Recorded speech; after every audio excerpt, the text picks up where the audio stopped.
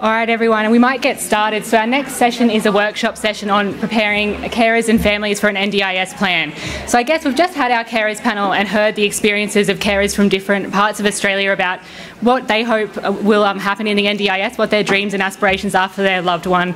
But I guess what we hear as National Respite at regional meetings from service providers is, well, we know that our carers and our clients want to get an NDIS plan, and we know that they have goals and aspirations, but what do we do about it as service providers? How do we actually engage these families in getting an NDIS plan? What resources are there to help us to do that? Where do we start, and how do we do it, and when?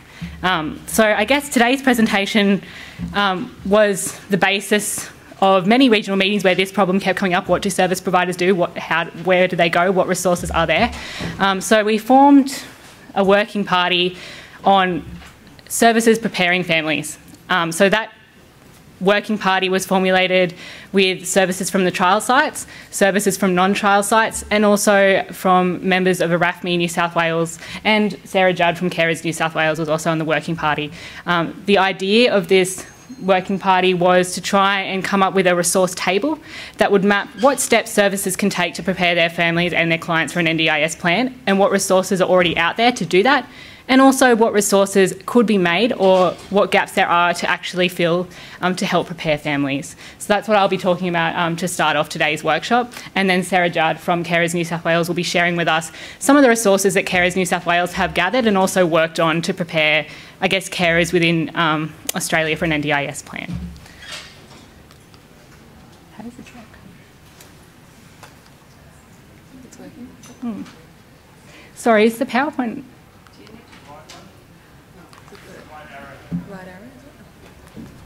Yes, yep. Okay. So as I've said, the project is actually just a resource table. You can access it now from the National Respite website, and it maps out the steps and the resources that are available, and also some that National Respite has actually created based off the working party's comments, particularly from trial sites, about what is missing in the trial sites for preparing families. We had 2 stages to the project. The first stage has been completed and is the part that's available on the website. The second stage we'll be working on continuing into the new year. So the first stage looks at what services can do generally as a service to prepare families and clients across the board. And then also there's a separate part of the table that looks at what service providers can do with families and clients as individuals. What steps can services take and what resources are out there to work with families as an individual family or as an individual client. So I guess step number 1, where do you start? If you're a service provider, I think that step number 1 has to be start with the language of the NDIS, start with the language of the agency. So what resources are available? There's some on the NDIA website, particularly relevant to respite service providers and recreation service providers are the support clusters and pricing guides, which tell you what the NDIS will fund, but also the guidelines, the NDIA guidelines. So there's a couple that are relevant particularly to respite. The first one is supports for sustaining informal support, which is the guideline for respite under the NDIS. The second one is recreation guideline. The other ones that might also be relevant to respite providers in particular is the personal care guideline as well, and also obviously the access guidelines, which tells you who will be eligible for an NDIS plan. So there's summaries within the resource table on the National Respite website, which summarises in one handy page what those guidelines actually say and what they mean for clients, particularly for respite service providers. Because there's particular things within those guidelines that will have effect for respite services and the types of supports that you might be able to provide under the NDIS. The second step that I think is really relevant and important for service providers is check that your organisation's policies and documentation are actually NDIS ready.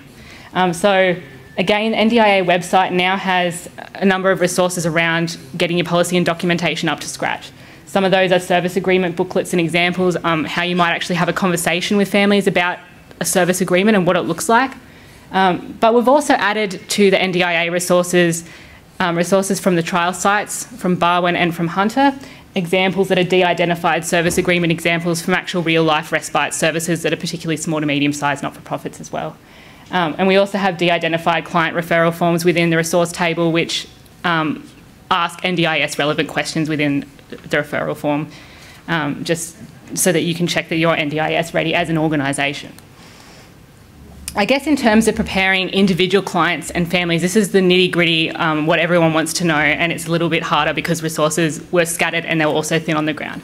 But we spoke with trial sites in quite a lot of detail, particularly in Hunter and Barwon, around what worked for them, and if they'd known if they'd known then what they did now, what they would have done, and we've tried to map that into the table. So their first big tip seems pretty obvious, but keep an eye out for workshops and sessions that you can share in your organisation's bulletin or online, whatever your communication with clients and with families is. Make sure that you're getting information about the NDIS out there to families and to clients so that they know what's on. So for example, My Choice Matters within New South Wales has a lot of workshops. The family advocacy organisations have workshops on the NDIS, and there'd be others interstate as well.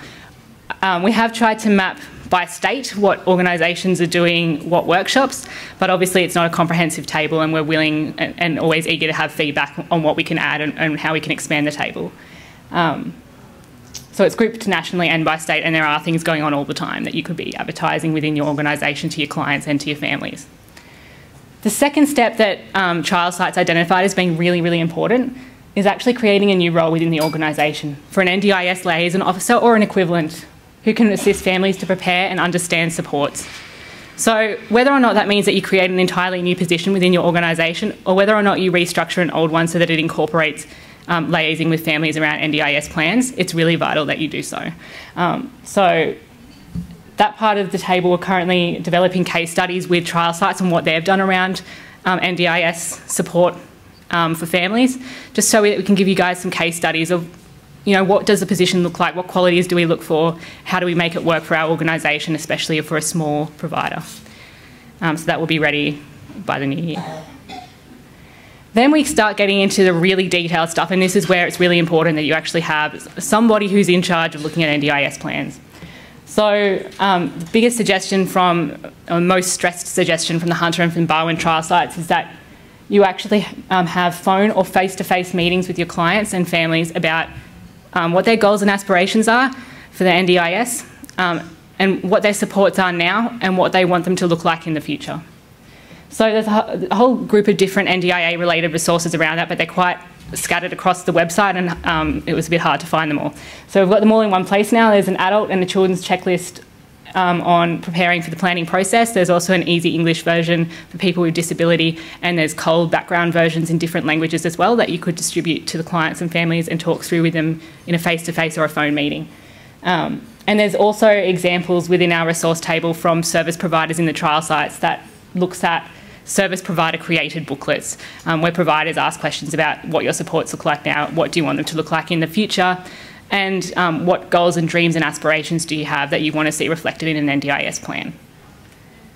And I guess the last thing that they talked about, which would be really useful for service providers not in a trial site to think about, is actually think about collaborating with other people in the area, other organisations, to create workshops that explain the general principles of the NDIS to families and to clients. Because for families and clients who aren't in trial sites, NDIS seems quite confusing, quite confronting. It's a different way of doing things. Yes, it's exciting, but they just want information. As Susan and Anne and Trudy said in the previous panel, information and communication is really important and valuable to carers and to people with disabilities. So if you can organise with in partnership with other organisations in your area or within your organisation to run workshops that look at what the NDIS means in simple language, that's really helpful to carers and to their loved ones.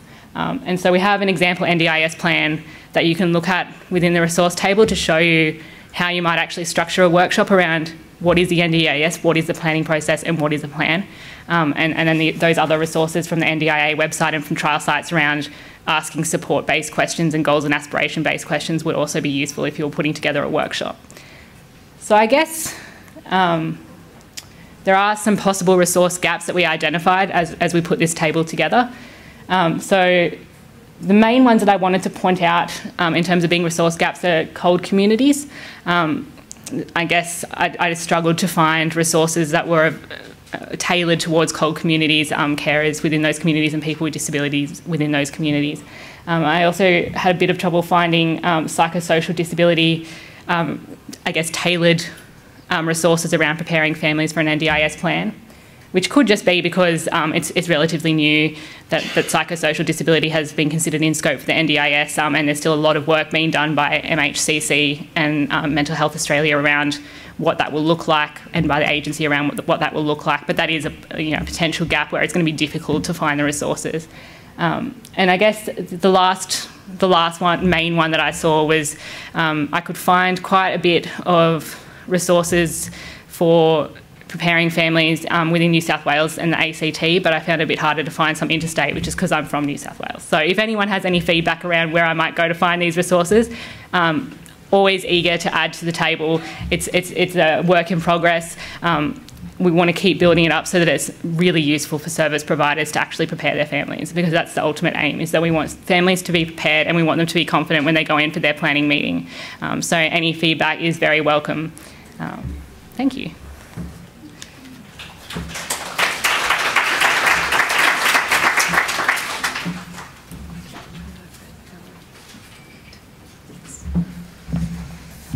Hello everyone. So thank you, Maureen. That was a great presentation, and my name's Sarah Judd. I'm a policy officer at Carers New South Wales, and we are the peak body for carers in New South Wales, and also provide supports to carers. And we've also been working on a resources project for the NDIS for some time now. It's been great to work with National Respite and others, and been really exciting to see all the new initiatives, I guess, that are kind of getting off the ground in the last few months all over the state, but especially in the trial site, New South Wales trial site, to prepare families and carers, as well as just the people with disability that are accessing the scheme. And I suppose as the peak body for carers, carers are our focus. So for the resource side of things, we've been looking at gaps in terms of what families and carers specifically need to know, and we don't want to double up on things that are being done really well from other organisations about preparing participants with planning and things like that, and there's a lot going on there. So I guess I'm just here today to briefly talk about our project, and it's by no means finished. I'll sort of just talk you through our consultation process, which has been quite lengthy because we've wanted to get it right and not double up on anything or reinvent the wheel. And I'll just give you a bit of an overview of what we're developing at the moment for carers, and just mention some other things as well and invite your feedback. So, right, yes.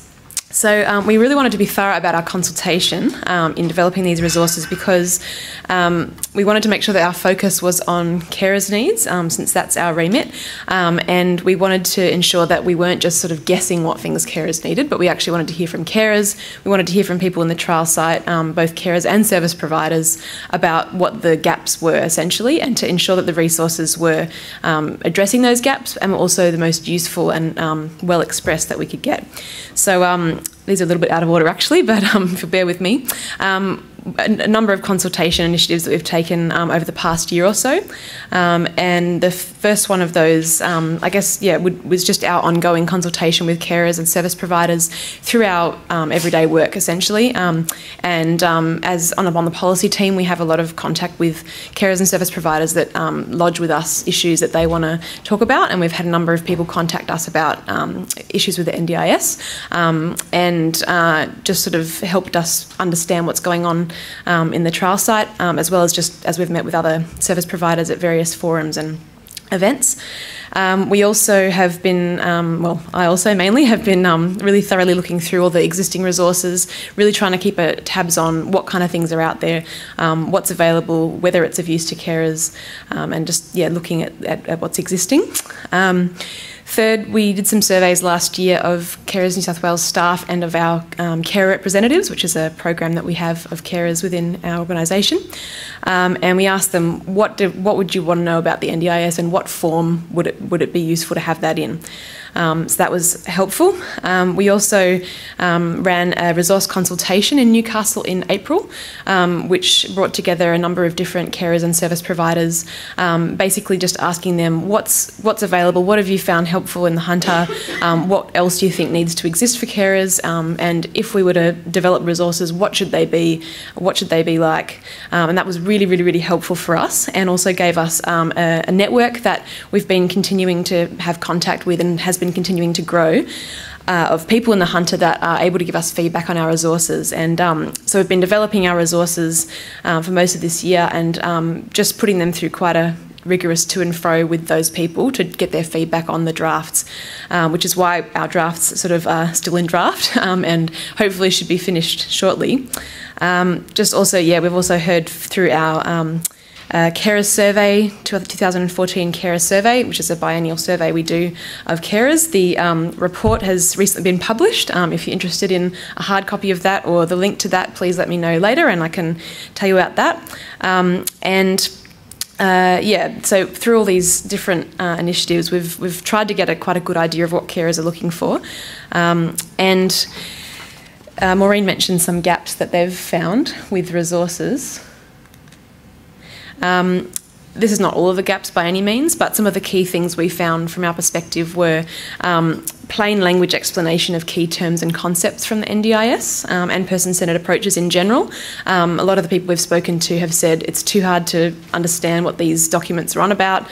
We need something that's in plain English. So that's something that we're prioritising highly in our resources. Practical tips from other carers for preparing for the planning session. A lot of people have said to us it'd be great just to hear from carers to say, this is something I'd recommend. I did this, I learnt this, and these are the 3 steps you should take, just sort of like we were hearing on the panel earlier. So we're trying to capture that somehow in our resources as well, so that they have a wide reach. Capacity building tools and resources for preparing the planning session and for self-management. So there's a number of those things that are available in more generally, but we're looking to try and have some things that are tailored for families and carers.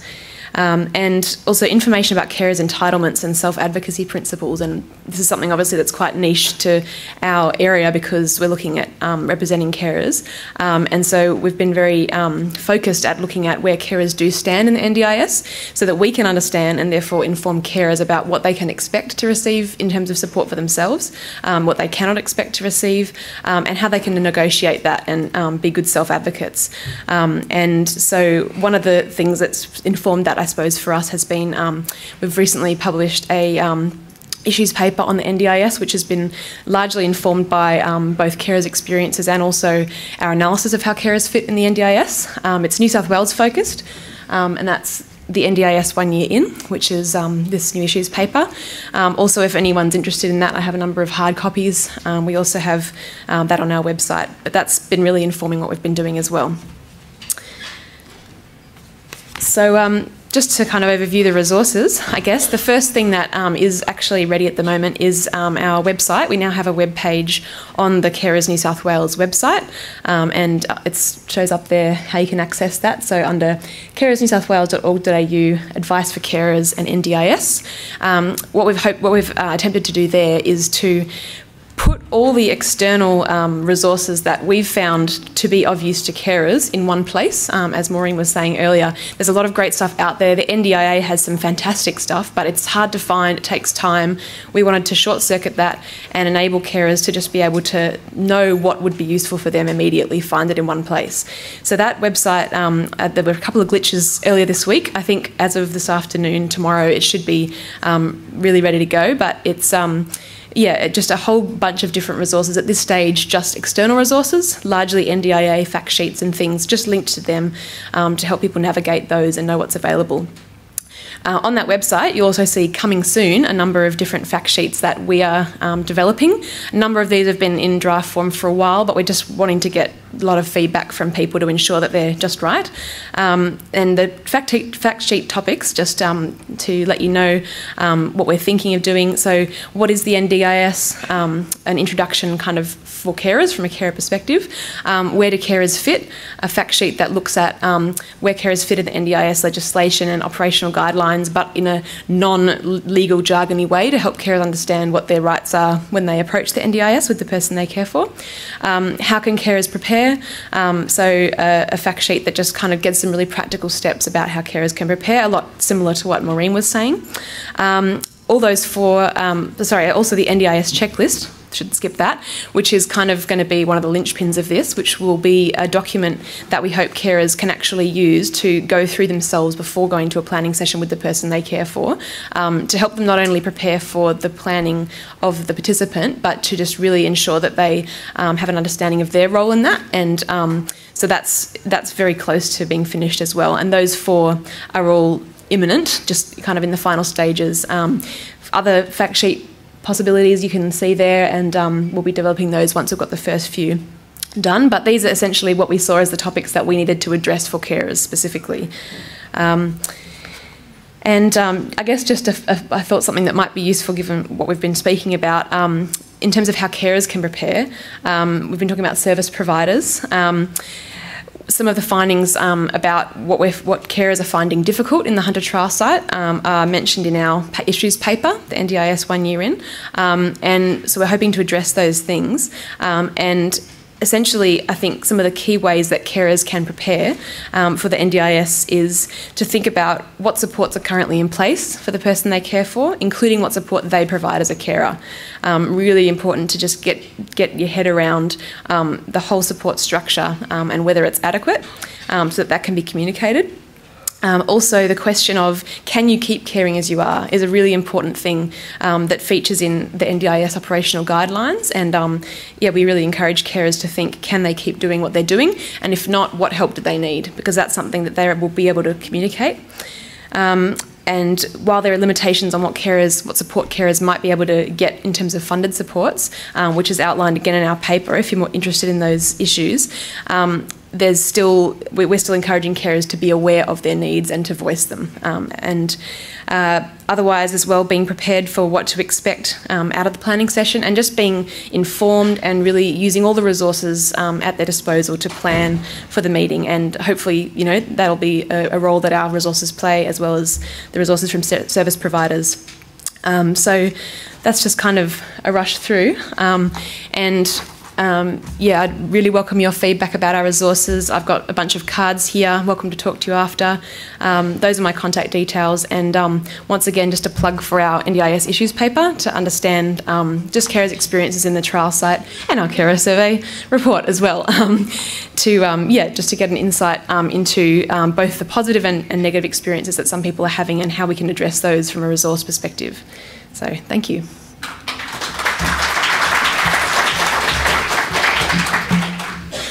Thank you, Sarah. I just wanted to quickly pass out, actually, do you mind helping me? I have a checklist which has the 6 steps that I outlined for service providers preparing families and clients for an NDIS plan, which you can look at in your own time. Just it's a checkbox with, have I done this step, yes, no, or if you're unsure, you can tick that you're unsure and go back and check it out and find out where you're up to in this part, I guess, part of planning for the NDIS. Before we keep going, I guess I just wanted to throw out to the audience and find out whether or not you guys had any questions of either Sarah or I. So I've got a microphone here. If Holly can come and grab the microphone, she'll pass it out to whoever has a question, or you can just shout it out to either Sarah or myself. So I'll just pass it over to delegates. Anyone have any questions for either of us? Sure.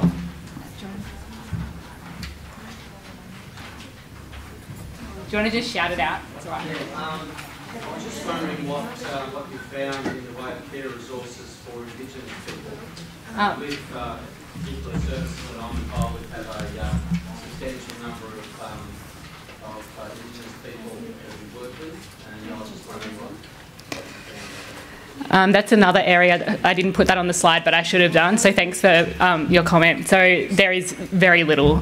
So the NDIA does have a planning process booklet that I think is meant to address Indigenous communities, but I'm not sure how much consultation there was around that booklet or whether or not it's been effective in engaging with Indigenous communities. So that is definitely a gap, and I'd be really happy to talk to you further about what would help. I think that's a matter of major concern, because if you look at the disproportionate level of disability in particular amongst Indigenous communities, and also the significant number of carers in the Indigenous community, it's a major problem that needs to be addressed in the way that they are. Yeah, all right, thank you. I might speak to you afterwards, and maybe Sarah as well, if you could give your card, we might be able to speak to you further about what would help around Indigenous communities and understanding the NDIS process. I think it's a really valid point, and it is a really big concern. Thank you. That's on the same sort of thing. What about the core communities, people from non-English speaking backgrounds? Yeah, so again, the NDIA has put up some cold resources, but again, there's not a lot of them in terms of, I'm not sure how much consultation, again, that they've done with cold communities. There are a couple of resources that are in different languages that you can access around how the planning process works, but I'm not sure how much beyond the NDIA there actually is available. Yeah. Just following up from Sue in respect to core communities and disability, that, as you say, there's not a lot of resources, but there is work being done, and there is some research happening and some groups meeting in respect to that. So I'm very glad that you brought that up as a gap, because it's a very significant gap.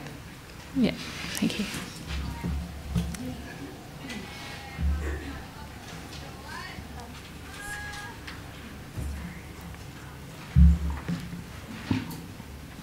Sarah, can you tell me if Carers New South Wales are going to be, what they know about the Australian Institute of Labour Studies current surveys going on about the NDIS and the focus group and one-to-one interviews that are coming in the middle of next year? What we know about it? Is that the Yeah. question? And will they be put on the Carers website or made public or...? To be honest, we know very little. We've been involved to a limited extent, like any other service provider would be involved. But yeah, I think at this stage that's quite a... they're working a lot within their own organisation, and I hope the findings of that will be great. And by all means, when we find out anything about that, we will distribute it. But I just know what the survey looks like because we had to fill one out, so that's about all at the moment. But I think it's a great piece of work that's being done, and I hope that carers' views will be reflected in that as well. Glenda, just... Oh, thanks. Hi. Thank you. Look, and this is probably a selfish, Glenda Pearson Interchange, this might be a selfish question, but on your checklist, and I noticed it's been tweeted and things like that, but do we have NDIS policy, are our policies ready? And I'm just wondering, like we've all been through, or we're all either been through or going through third-party verification where we have to have our policies and procedures of our current funder in that format around our government funding now and our service contracts to ADAC or, the Commonwealth. And so I'm just wondering around, as NRA as a peak body or any other peak body or shared resources that we can look at, because technically we need another set of policies and procedures for the new world. And I'm not actually in the position for my time to be able to have one set of policies and procedures running according to our block funding and individualised packaging as we've currently got them, and then have time to go and develop a concurrent set of policies and procedures for the new world. So can I throw that over to you, or are you going to throw that back to Chris? No. So I guess that's something that we can talk about further in terms of making our resource table appropriate for that kind of time poor issue. But the other thing is that I guess when I'm saying are your policies and documentation NDIS ready, I'm not saying are they ready in terms of third-party verification and funding agreement stuff. I'm talking about NDIS type questions that you actually need to have when you're onboarding clients who are NDIS clients, or when you need to have a service agreement with the client. Do you know? Now, policies and procedures reflect often the guidelines of the funding that we receive, and in the new world it's obviously going to be entirely different policies and procedures around those things. So whether it's a piece of work that we, am I wrong? Are other people feeling the same sense? Can I have a show of hands? Because I don't know. I think there's going to have to a whole pile of different policies and procedures around intake, negotiation, service delivery, support coordination, risk management, service agreements, debt collection, potentially, and things like that. So I personally haven't written a set of policies and procedures like that. Has anyone else done that? And I guess... So can we buy yours? We did it in the HAPWA environment, the Helping Children with Autism. Oh, yeah. So we went through that process with HAPWA, and it's transferring relatively easily to NDIS. Okay. So you see, I don't know, and that's one of the things that for us to be NDIS policy and procedures ready is an enormous piece of work, and as well as doing all of this other stuff whilst we're not generating an income that can provide those add-ons or those other things. And technically the state might say that to do that with the funding I'm provided with under my block funding is technically not a valid use of my time to do NDIS work under that. I don't know. So anyway, that's just something that we might be able to show. And I guess part of our working party is organisations from the Barwon and Hunter trial site, and they've been incredibly generous with what they give us. So, for example, they've given us their service agreements, they've given us their support plan documentation, they've given us NDIS de-identified plans to put in this resource table. And so if people had certain policies and procedures that they felt that they could benefit from having a look at, albeit de-identified documents, just shoot me an email and I can follow up with trial site providers around getting some documentation or some policies that can be de-identified for other service provider use, which would save time. I mean, it just means you just need to re-identify it using your organisation's labels and you've got a document. So really happy to do that. Yeah. Were there any other questions or?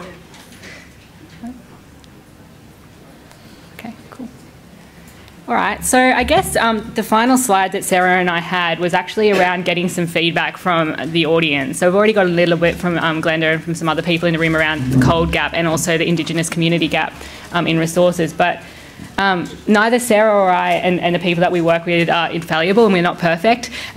We can only work with what we have and what we know, and we don't know everything. So I guess one of the questions that we have that's really important for us to find out is, is there stuff missing from that table that should be there? So one of the things that I'm picking up is maybe we could have some more policy and documentation from the trial sites, and that might be really useful. But are there other things that are missing, other resources that are missing, are there gaps that could be filled, and what would you like to see? So maybe if you just wanted to spend 5 minutes discussing that with the person next to you or in a little group, and then, yeah, coming in and just shout out, tell me what you think, what is missing, what could we be doing to actually improve resources, either from Carers New South Wales perspective or from National Respite's perspective.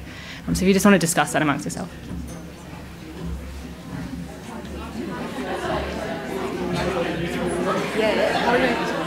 Yeah, we've got 10 minutes. So I'm just figuring within 5 minutes to think about that.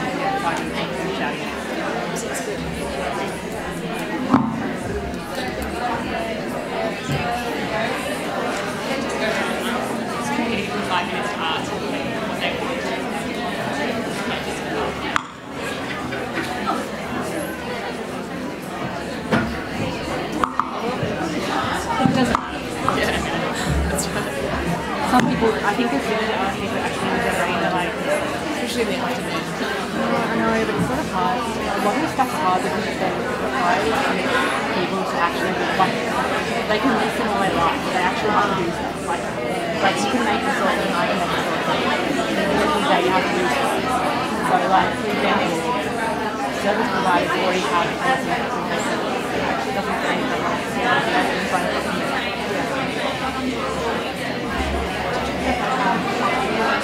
Yes. These are free clearance information. Yes, that's the thing from NDIS. But when you want to, this one's out for a survey. Yes, I have a whole bag of them, so no worries. We end up passing those around here. The sheets. Yeah. I give them and pass back. Yeah, so awesome. Hopefully they got distributed. Yeah. Yes, actually we need two. Which one, the NDIS one? Yeah. I'll have the other one as well. Okay, I'll see how many I've got a few here, so I think I can spare two. And did you want the survey as well? Yes, survey as well. It's first and best dressed here. You've only got a, as much as like a carrying. Okay, sure. I'll take it. Yeah. Sarah, do you have one question? Yeah, no.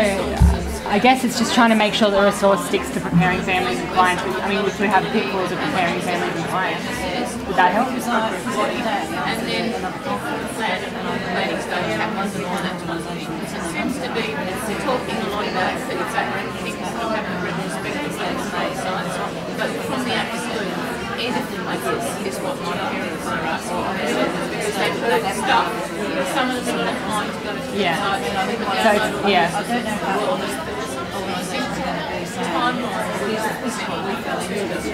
what to expect roughly.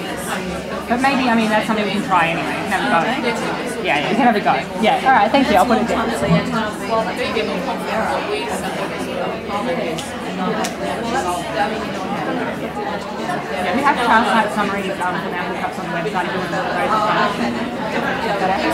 Something like that it's been problematic just because it's been changing so much. And so, yeah, because it's like it was taking a certain amount of time and then taking that amount of time. I think once that settles down, like something that takes a little while longer for us to find out. The carers survey as well. I think we've got aspects of that knowledge, but we haven't I don't know. got full enough coaches. Do you want two or just one? Yeah, that's right. But I think we hope to definitely have some kind of diagram that gives you a general idea in one of those visuals. Yeah. So, yeah. Thank you so much. No worries. Should we get us with that? Yeah. All right. We've got 5 minutes left, so I might just grab everyone back to the centre of the room. Yeah, so I guess we're here to receive any feedback. Holly's got microphones. If you just want to shout out, or you can grab a microphone from Holly, let us know your feedback. Yeah.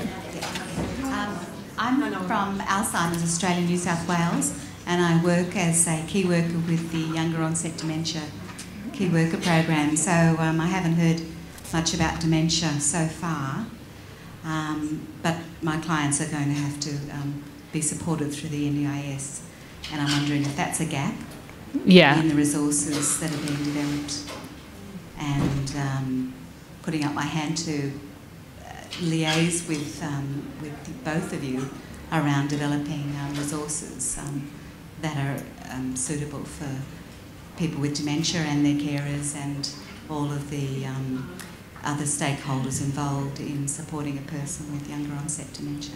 All right, that would be great. I might get your details just after this. Thanks. Thanks. Did you want to give a card?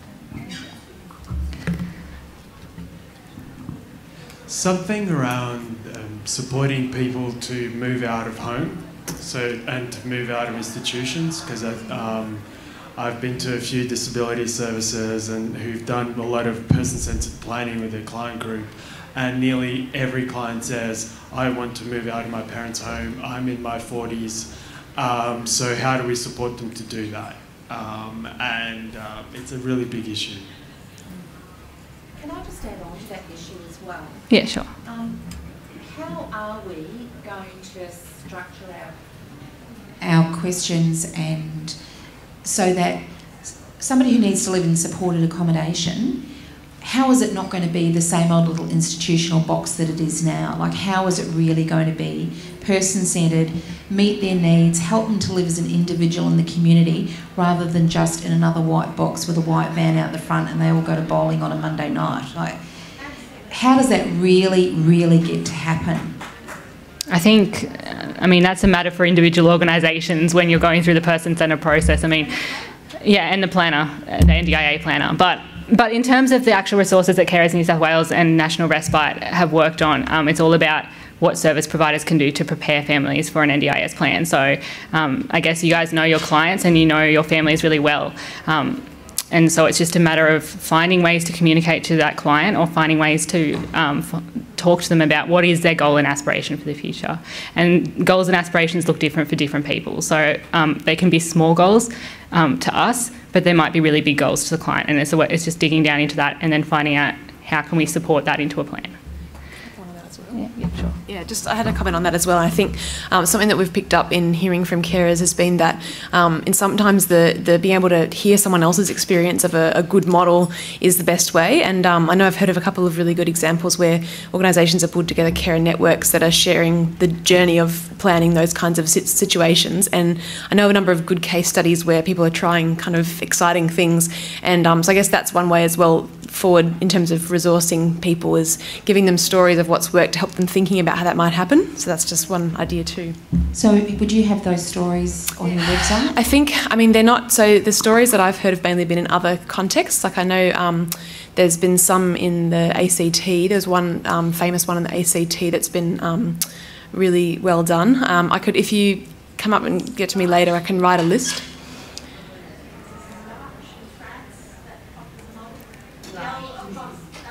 Oh yeah, okay.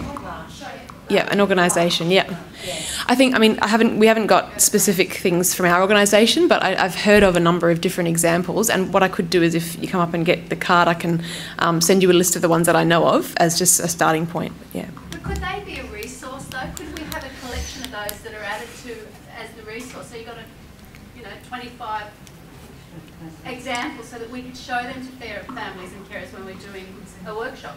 Sure, yeah. I mean, we can put them on our resource website as well when we get the permission of those people. Yeah. Yeah, and I mean, I've got one of the resources that we put together really early on was a really simple language, NDIA language, what it all means worksheet that's like 2 pages long max. And the end of that actually has 2 case studies that are just invented case studies but based off experiences that I've had within the disability sector and from being a carer about what do supports look like now and how those same supports would look under the NDIS, and there's 2 examples of that. But obviously we can have more than that, and it doesn't have to be 2, it was just that was a starting point. Yeah. Yeah, Susan? Interchange and Laura would like to make an offer if anyone's interested. And via yourself, we are actually in the process of developing some carer workshops, yep. Which have been in partnership, that's the word, in partnership with TAFE students and with carer input, and we would be more than happy to share that resource so that you would be able to modify it to your own, based on your own service needs. On the basis that we're all busy trying to do what we're supposed to be doing as well as preparing, and if we all share each other's resources, then we don't all have to do the same things individually, and then hopefully someone in this room or somewhere else will share something with us. Yep. If that's interesting. Jean? Yeah, like your policies. Yeah. Carers ACT's actually been given funding from the ACT government to run what's called a Carer Pathways course over the next couple of years. So we've actually already developed that course, and we'll be delivering that over the next couple of years as it rolls out in the ACT. And that course is all about educating particularly carers around what the NDIS will mean for them, and doing that change of language and looking at making things more, user-friendly. Yeah, exactly, that's the word I'm looking for. And then we go through a whole lot of different workbooks and tools and resources, and carers go through and select which ones are best for them, so which ones speak best to them and what they need.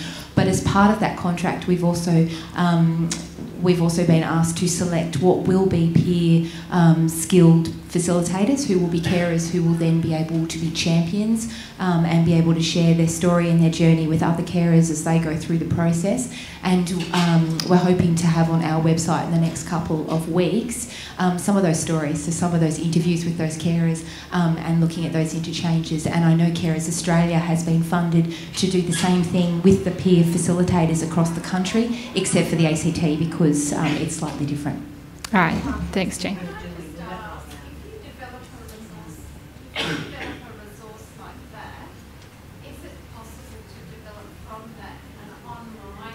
Training module that people around the country could access? Absolutely, that's the next step. We're just not quite there yet. So we've just started rolling those training courses out in the last month or so. All right, thanks, Jean. I'm going to add that into the table as well on National Respite's website, so I'll put in the information that you've just given. All right, well, we've got to wrap up because it's time for afternoon tea and everyone's probably getting hungry from sitting for ages. But I guess I just had one more concluding remark. And I guess what's really scary about the NDIS and trying to prepare families and clients is that it feels like there's a lot of unknowns. It feels like there's so many things that service providers don't know, and it feels like, we're really busy. We're trying to get so much done, just trying to run day-to-day services, and that's really difficult. And I guess I just wanted to say that both Sarah and I acknowledge that, and members of the working party on both of our resources really acknowledge that, and we're really grateful for the work that you guys do in supporting clients. But what's also really exciting about the NDIS is that it's an opportunity to be really creative in how we prepare our families and clients. It's an opportunity to think think with our clients, and I guess talk to them about what they want, what their goals and aspirations are, and it's being creative about how we find ways to do that and how we support them to do that. So it seems really daunting, but if you sit down and think about it, you only, the trial sites have said, it takes maybe 2 hours a week to start preparing families and clients, and the quicker you do it, the sooner you do it, the better it is in the long run. The better plans they will receive, the better supports that those families and clients will have. So you start early and you start doing it now. Start chipping away at it a little bit by bit and start thinking of creative ways like Susan suggested from Interchange about, working with the TAFE, working with people in the community, working with other organisations to start preparing your families and clients. That's when you'll start to have successes and it will ease the burden, I guess, in the long run. And that's why both Sarah and I think it's really important to have these resources and to speak to people about what's out there and to make sure that there are resources available for service providers. So. I'd like to thank Sarah for coming today as well from Carers New South Wales, so thank you.